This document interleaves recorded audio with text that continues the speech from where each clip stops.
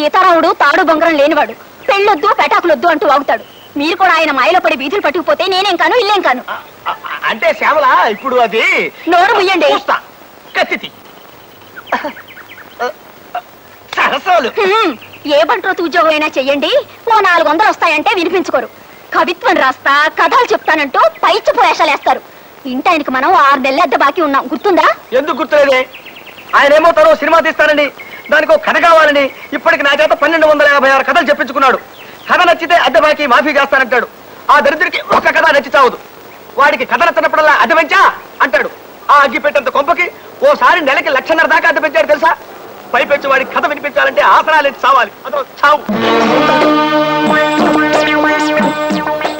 బావగారు, మీ పెళ్ళైన 15 ఏళ్లకి మా అక్కయ్యని చూసి వరదామని పొరపాటున భోపాల్ నుంచి ఇక్కడికి వచ్చాను. ఇలా మీ ఇంట్లో భోజనం చెయ్యాలంటే ఆసనం వెయ్యాలని నిజంగా నాకు తెలియదు బావగారు. ఆ భోపాల్ గ్యాస్ ప్రమాదంలో పోయినా బాగుండేది. ఈ బాబు తప్పేసి మాట్లాడబాక. మాట్లాడితే ఆసనం పవర్ బాబే. మీరేమైనా అనుకోండి, నా వల్ల కాదు బావగారు. ఈ ఆసనాలు వేయడం నా వల్ల కాదు. నేను పోతా, బాబాలు పోతా, నేను పోతా, బాబాలు పోతా. ఇప్పుడు ఎట్లాగెళ్తావయ్యా? ఇప్పుడు రైలు లేదు. లేకపోయినా సరే పట్టాలుచ్చుకుని పరిగెడతా. నేను పోతా, బాబాలు పోతా.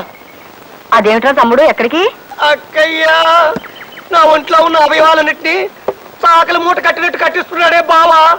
ఈ ఆసనాలు వేయడం నా వల్ల కాదు. నేను పోతా, బాబాలు పోతా. అదేమిట్రా, ఓ 4 రోజులు ఉండేళ్ళు. 4 రోజులు ఉంటే 40 ఆసనాలు వేయిస్తాడే బావా. నా వల్ల కాదు. నేను పోతా, బాబాలు పోతా. 15 ఏళ్ళకి వచ్చారు మా తమ్ముడు, అతన్ని ఇలా బెదరగొట్టి పంపించేశారు. ఏం మనుషులో ఏం లోకమో. నా గొడవ వదిలేసి అట్లా ఈదులోకి వెళ్ళి సూత్త నిలబడు. మన ఇంట్లో ఖాళీ అని ఈ వాటాలోకి అద్దెకి తలక మార్చినట్టు వస్తాడేమో. మరే ఈ వాటా ఖాళీ నెల కావస్తోంది. ఎంత నష్టపోతున్నామో. అదిగో ఆ ఎదురుగుండా ఉన్నాడుగా సీతారామారావు, అతనికి భయపడి ఎవ్వరూ మరింత దిగడం లేదు. చచ్చిపోతున్నాయి వెధవగాలతో. రామరామ. కవి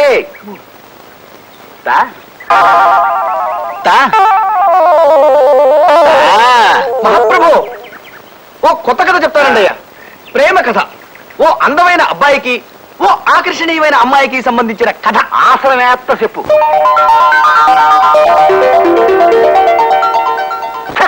ఇంకాపు. ఈ లత్తు కోరగల సినిమా తీస్తే నేను ఆరిపోతా. ఈ కథలో ఇలను రాజుగారి బామ్మర్ది. మన సోషల్ కథలో రాజుగారి బామ్మర్ది తిత్తే చేస్తా. వద్దు, అదే ఎరైటీ. రాజుగారి బామ్మర్ది కిరీటం పెట్టుకుని వస్తాడు. ఆడిని చూసి హీరో లెగెడతాడు. ఆడి వెనకాల రాజుగారి బామ్మర్ది పడతాడు. ముందు హీరో, వెనక ఈలను. ముందు హీరో, వెనక ఈలను. చేజు. మహాప్రభు, ఈ ఆసనం వేస్తుంటే నా కోసాలు కదులుతున్నాయి. ఇప్పుడు నేను ఇది ఆపి పారిపోతా. మీరు నా వెంట పడతారు.